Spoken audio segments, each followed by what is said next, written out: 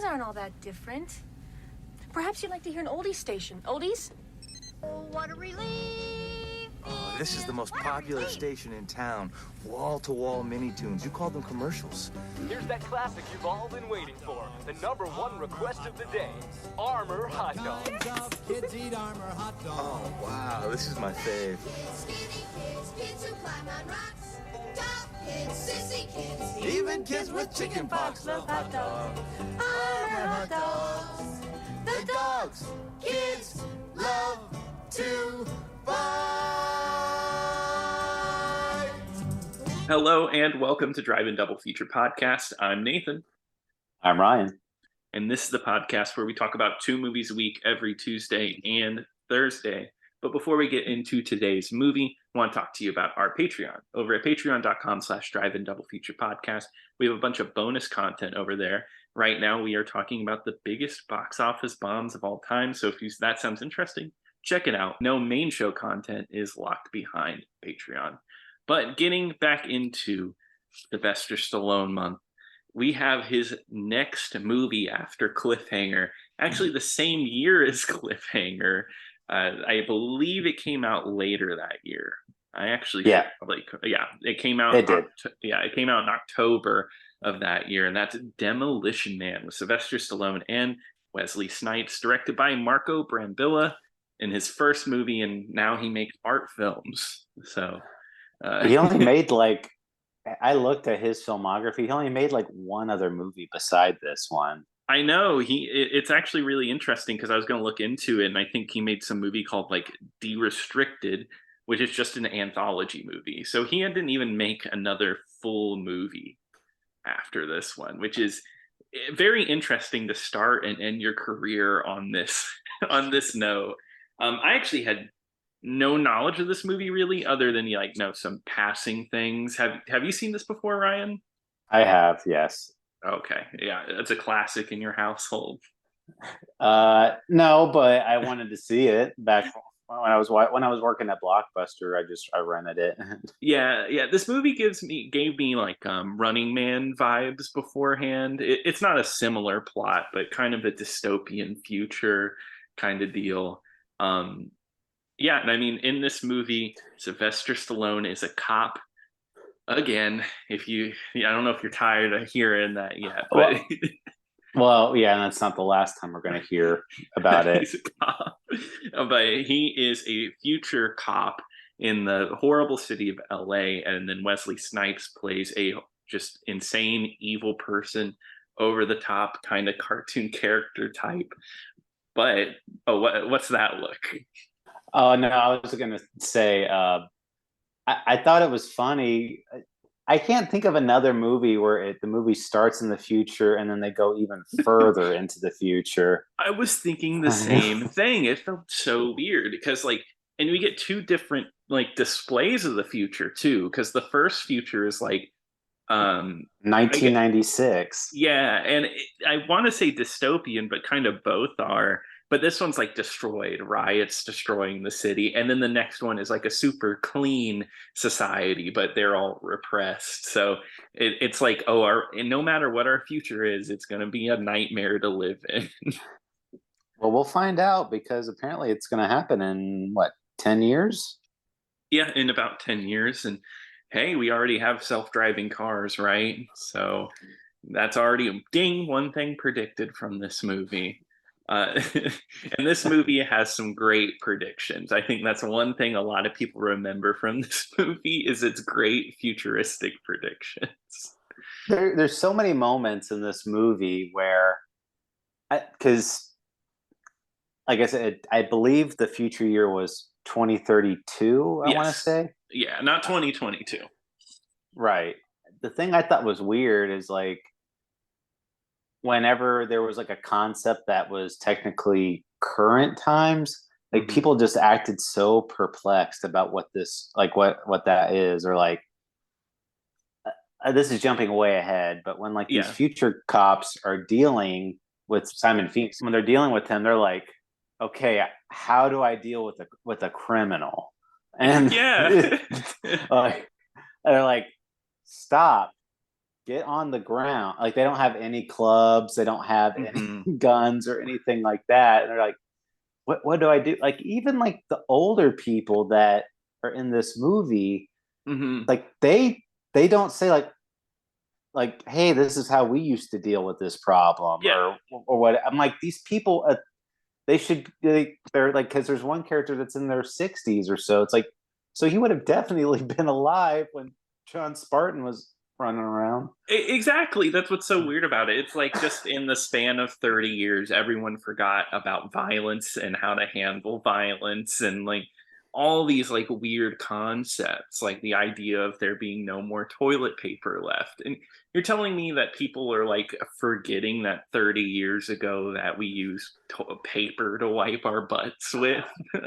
Well, yeah. I just like imagine like you're you and like in 10 years, it's like, here, instead of this toilet paper, you have this. You'd be like, huh? Like you'd still be confused by it. Yes, of course. Yeah. Here's seashells. There's a great interview where Sylvester Stallone explains how you wipe your butt with seashells. So I'm glad that he explains that for us. Me too. And then there's really weird. This movie has one. This is a little bit later too. This movie has a really weird reference that now I'm thinking about. I have to bring it up. Wesley Snipes is breaking out a bunch of prisoners, and one of them is Jeffrey Dahmer. He's like, "Oh, Jeffrey Dahmer, I love that guy." Jeffrey Dahmer at the time of filming, he just got caught when he was doing only months prior. And I was like, that's a really weird joke to put in your movie. It's like the Nighthawks night, it's not Nighthawks, the Night Stalker situation. Yeah. Just like again, imagine like you go to the movie theater and it's like Jeffrey Dahmer as a punchline. Yeah, it's like, oh, you just ate people like a few months ago. He just ate my brother, and I have to go watch him in a movie. But I really wanted to watch Demolition Man. But we're getting ahead of ourselves, right? Yeah. Sylvester Stallone plays kind of like what you would normally expect from him. Very beginning of the movie, he bungee jumps out of a helicopter. Your legs would be broken if you did that. For sure. Yeah, there's no way. If there's one thing I can say about this movie just from the get-go, it is so over the top. It is like, nice reference. Yeah, thank you. Not like that's like one of my favorite phrases.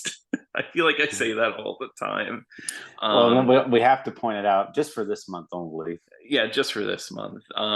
But it's just absolutely insane. It's all over the place, and it's big budget too. I mean, I don't know. The quote I have here is $45 to $77 million. So kind of a wide gap, but either ends of those is a big budget movie. You can see it with these sets. This movie goes all out with its sci-fi. It doesn't really hold back. It even has cryogenic freezing. That's a big plot point, which I guess is why this movie got turned down the first time the script was presented, because the people that made this movie didn't really get the concept of cryogenic freezing. Or they were just trying to suppress it.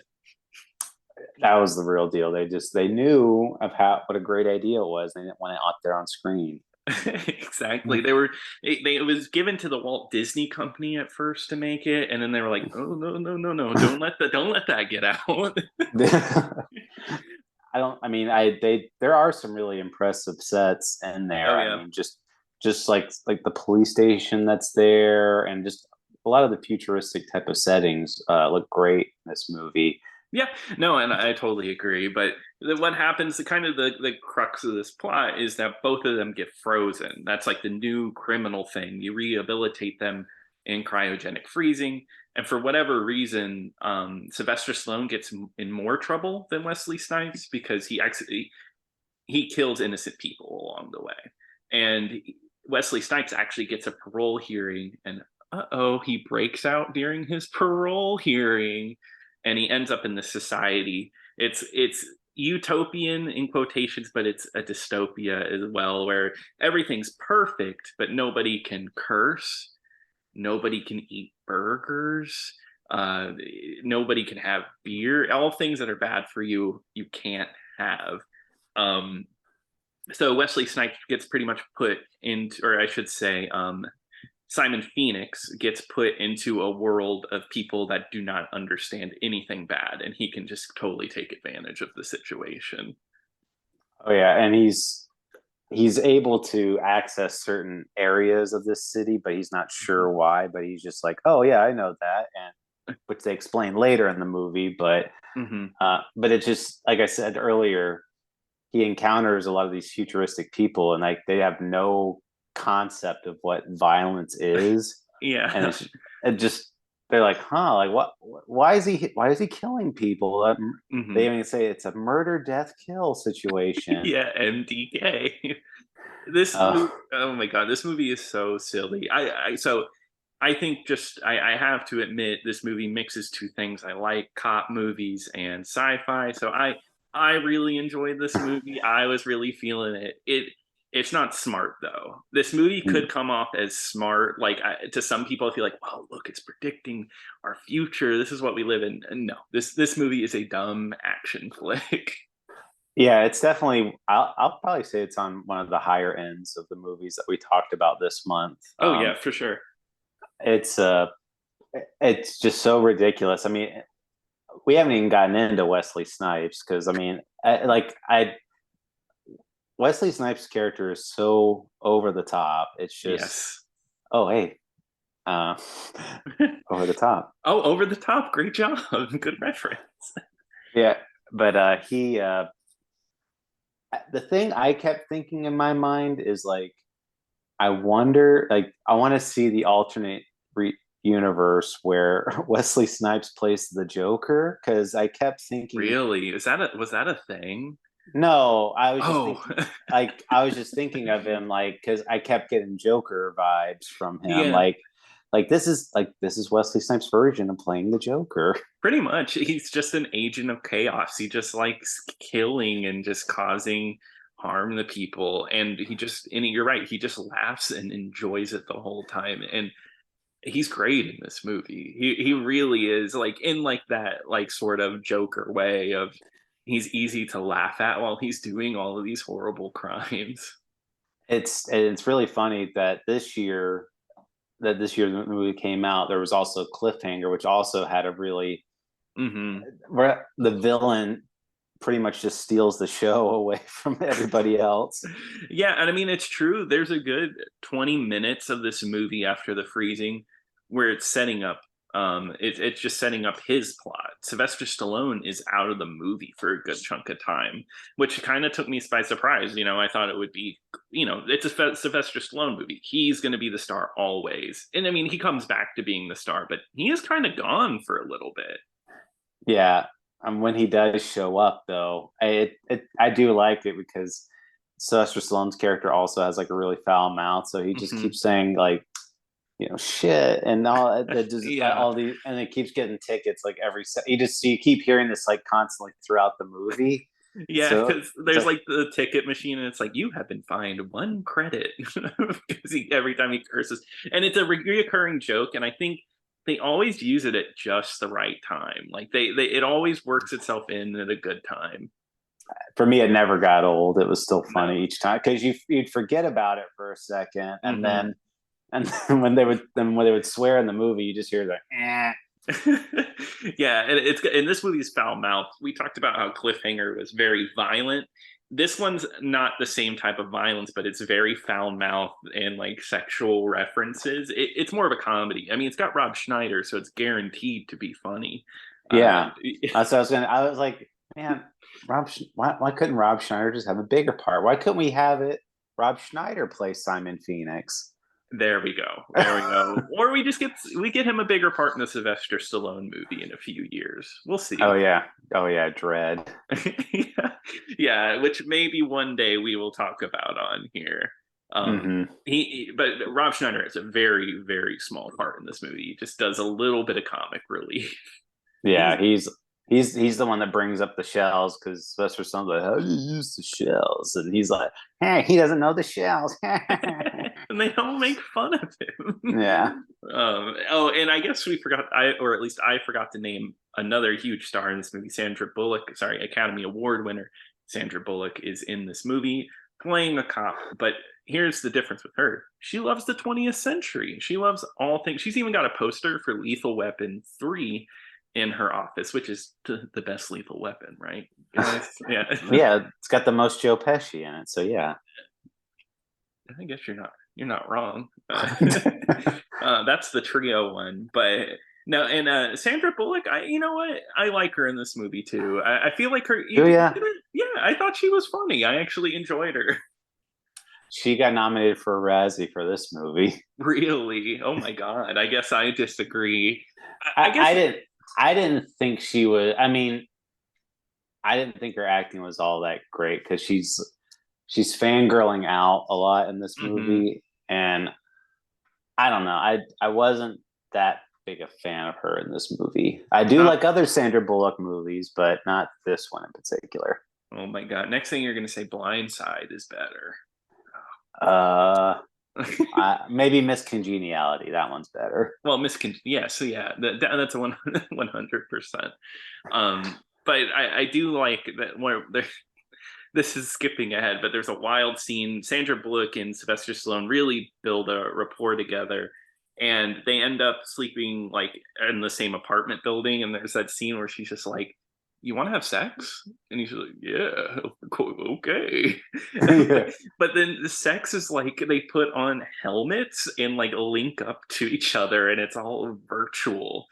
And one of the most wild scenes, like that was like where it flashes images of her. That felt like something out of a different movie. That I was gonna bring that up because she just says, you want to have sex, and then when he puts on the helmet, it's like one of those like psychological, like experimental type of movies. So I thought like at first they were gonna go for. I thought like he was having like weird flashbacks or whatever, like because he does mention.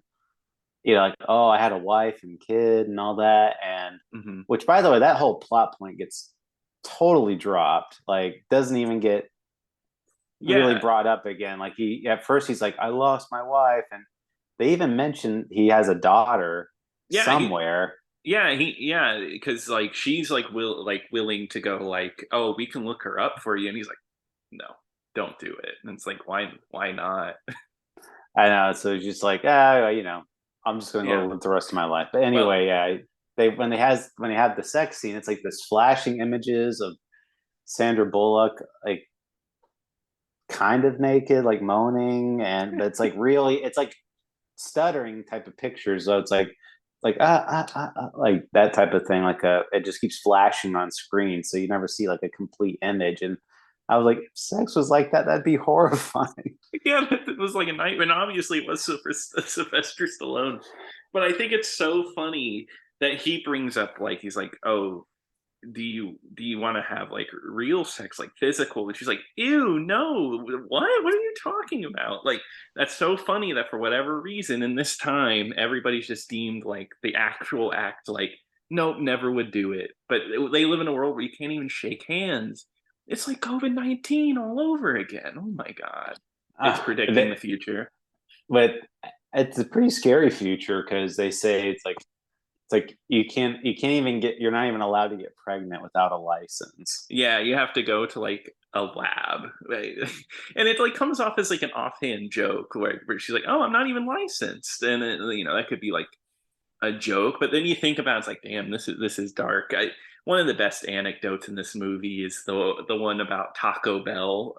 It's like he gets invited to a fancy dinner. Sylvester Stallone, it's Taco Bell. He's like, I'm going out to dancing at Taco Bell. She's like, yeah, Taco Bell won the franchise wars, so every restaurant's a Taco Bell. So, what's with this cocktail guy anyway? He says I saved his life, which I'm not even sure I did, and my reward is dinner and dancing at Taco Bell. I mean, hey, I like Mexican food, but come on. Your tone is quasi-facetious, but you do not realize that Taco Bell was the only restaurant to survive the franchise wars. So? So? Now all restaurants are Taco Bell. No way. That concept is so silly. But I kind of want to Taco Bell after that, though. Me too. I think that's an example of good product placement because it's funny. Like it's at least there's humor in it. But you know what that means, Ryan? Unfortunately, you can only get Pepsi products at every restaurant. God, I would die of thirst. Yeah, but don't worry. There's an underground society that they make Coke, but they just. Do you think they do? Like, I wonder if that was. I do wonder, like, if it because that was there only Pepsi above ground. Yeah, and then down there they have to make it with cocaine, like back in the old days. So that's the only way you could do it. I got now. They don't show Pepsi in this movie, do they? No, there is no Pepsi ads. Not like Cobra. Oh, that's what I was going to ask. Like, was this the second Pepsi? I mean, kind of. I mean, did Pepsi own Taco Bell back then? I don't know. I'm not sure because it was 93. Oh, I don't even know. I believe Taco Bell was always served Pepsi products, right? Yeah. So I don't remember it having Coke. Did Taco Bell ever serve? Anyway, that's that's a different tangent. But no, they do unfreeze Sylvester Stallone, right? That's where our plot goes, and that because he can actually handle this villain, and they kind of sick him out, and it's a fish out of water story, but it doesn't really play. It plays somewhat into Sylvester Stallone having to learn to be in this world, but I feel like the joke's kind of reversed. It's more of Sylvester Stallone trying to teach everyone about the past. And it's like, oh, we could be a little more rude. I could be a man in the past. Now I'm emasculated here. It's more of a fish out of water type of thing at first, but he pretty much assimilates pretty well. Yeah. But they bring him there because they're like, well, he's the only one who knows how this guy thinks. And again, there were people alive when Simon Phoenix was alive. So because one of the guys is like, oh man, he's one of the most cold-hearted psychopaths ever. And but again, they're like, oh, where would he go to? They're like, I don't know where he would go. And then John Spartan comes along and it's like, he'd go get a gun. Like yeah, like a gun. And there's only one place you can find a gun, in a museum. And then we get a great action set piece in the museum. So there's another kind of plot hole right there because ding. What's wrong? So that's the only place they can get guns.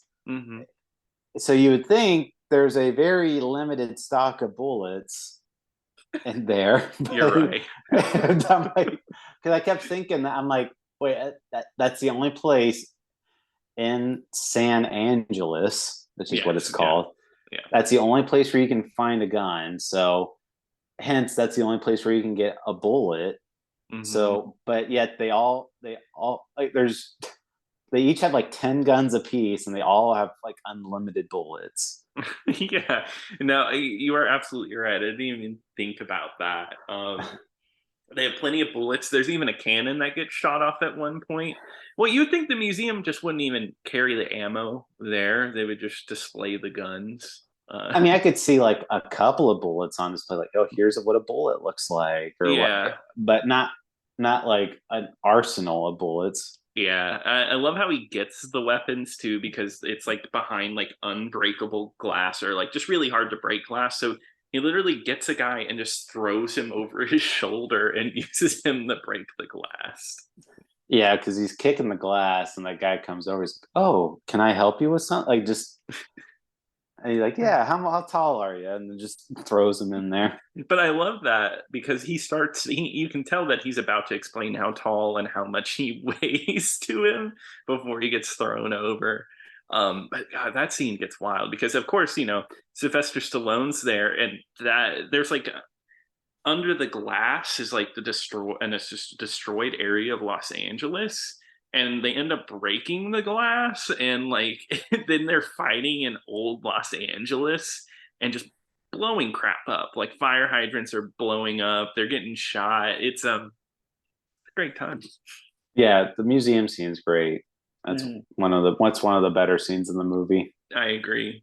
But as the movie goes along, we kind of learn that Wesley Snipes was, instead of being rehabilitated to do something good, he's being rehabilitated to be a killing machine by the president or the governor of San Angeles. I don't. What was his political power? I guess he was. Well, that's the other thing too. Is San Angeles just the only place that's like that, or is everywhere in the entire world like that? Yeah, I was definitely like questioning that too. I was like, oh well, I mean, if you just left San Angeles, or was the world destroyed? Is it like Escape from like New York or something? Who knows? But he's programming Wesley Snipes because there is an underground group ran by Dennis Leary. Oh my God! What? This is our first time talking about Dennis Leary. Ryan, what's your favorite Dennis Leary movie? Please say The Ref. Please say The Ref. I'm trying. Ice Age, obviously. Obviously, that's a good choice. I would have accepted just a TV show, Rescue Me. You gotta love Dennis Leary. Maybe a Bug's Life.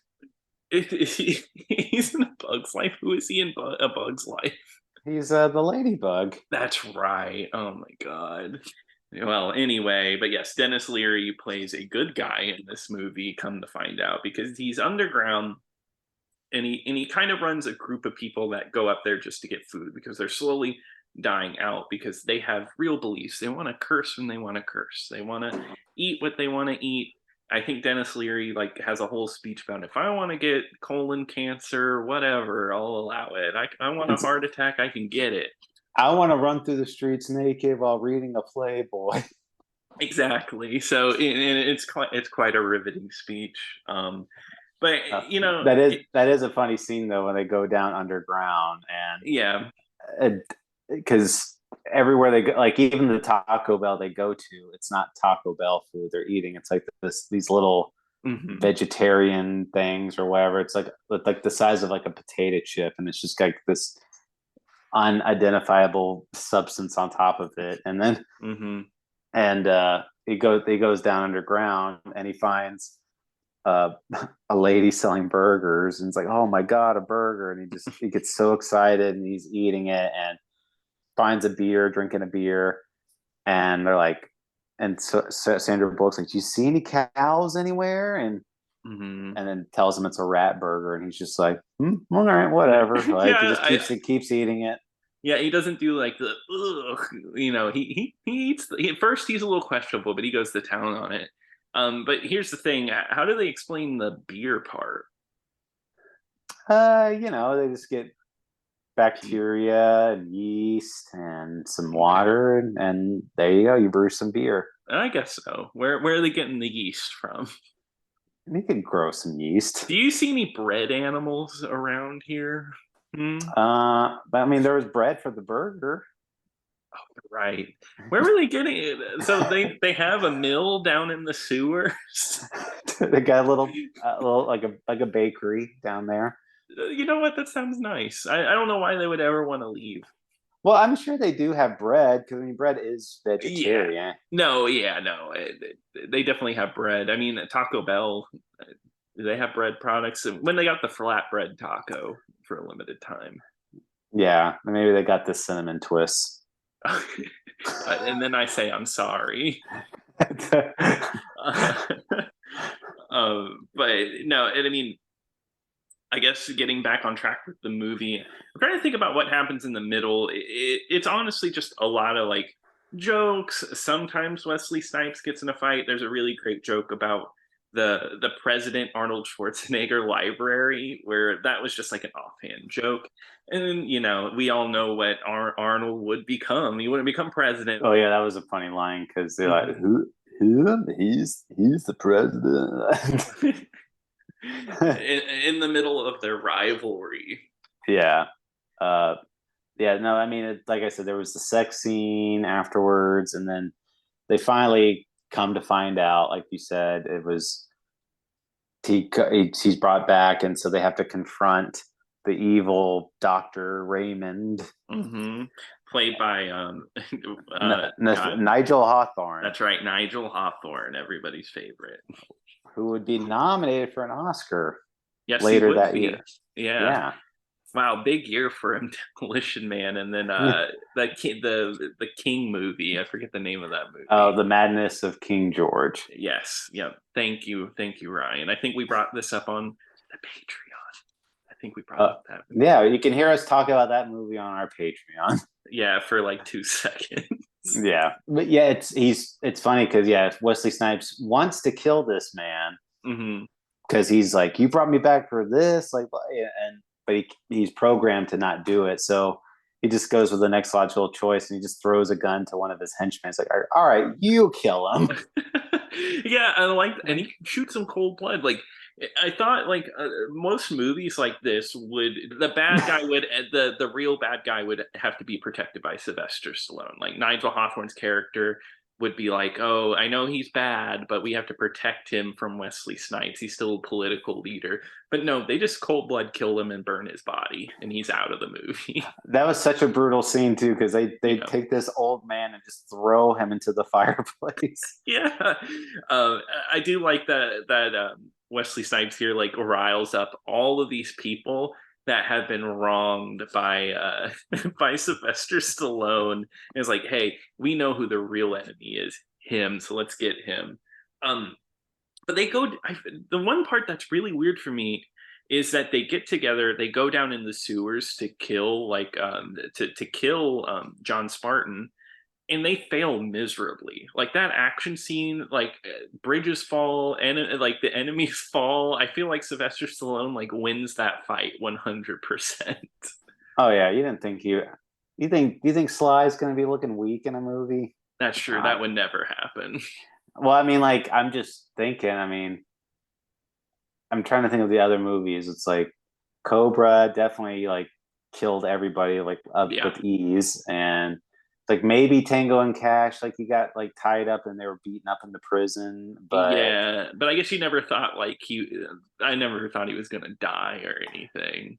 No, not even in Cliffhanger.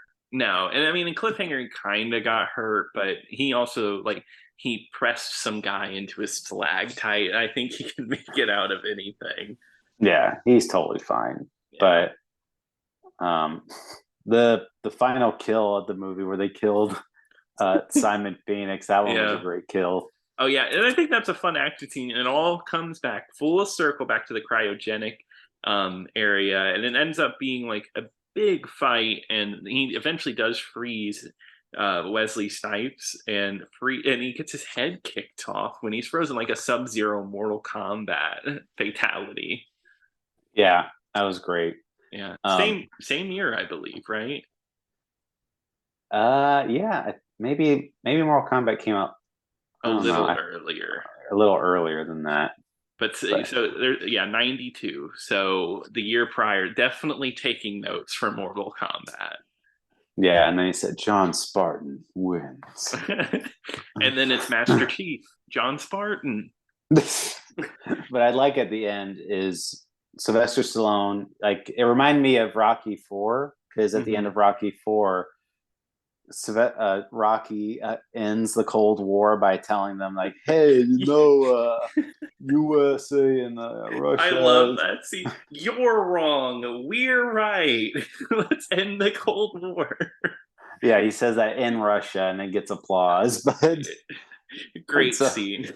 But he does it kind of like a little smaller one at the very end of the movie, because because it turned out, they were trying to suppress all those poor people, and they all came above the ground, and they're like, the poor people like, no, we want to run this town the way we want to run it. And then the other rich people like, no, we can't go to your ways. And then Sylvester Stallone's like, why not just meet in the middle? Like, and they're like, wow. Whoa, great idea. Oh, my eyes popping out of their head. Never thought of that one. So he unites the society. He ends class warfare. Yeah, very libertarian of him. Let's meet halfway. Yeah. No, and I think that's funny, and I also think like about the daughter plot point. Like, is this how she learns that her dad is back? Like on the news, like, yeah, John Spartan came back and saved the day and saved hundreds of people. And that's what I was saying. Like, He's in the future now. He's not going to run into her like ever again. Yeah, I guess not. He's got his new woman. He doesn't care about anything. Yeah, I mean, his wife is dead anyway. Whatever. Forget about it. Not like that's fresh or anything. And now Sandra Bullock's character loves kissing. Oh yeah. He plants her one, and she's like, "Oh, I like this physical thing." Yeah. Just wait till she finds out what the rest involves. Yeah. Yeah. All that hand holding. Oh, hey. we were on the same page. You know about hand holding? I thought it was a secret. But no, I mean, if you can't tell, Demolition Man, silly movie, but it's a blast. I was really into it, laughed a lot, just had a really good time. It was just a good action movie. Yeah, it's very stupid, but it's a very fun stupid. So it's it like I said, like when you start putting together and using logic, you're like, okay, this movie doesn't make any sense at all. Like what this, but when you're kind of like, all right, let me just enjoy it for what it is. It's a pretty good time. Like I said, definitely on the higher end of the Stallone movies, I would say we covered this month. I totally agree. And stay tuned. We might just rank them all. Let's see how it goes. But Ryan, what are we going to be covering on Thursday? Well, we're going to be talking about our final Sylvester Stallone movie for this month. I know it's a sad day. It went by so fast. But we're going to be talking about 1990.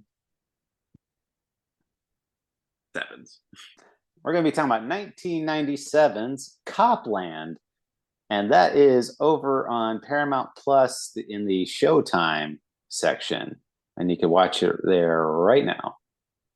All right, cool. Well, I'm excited to watch that.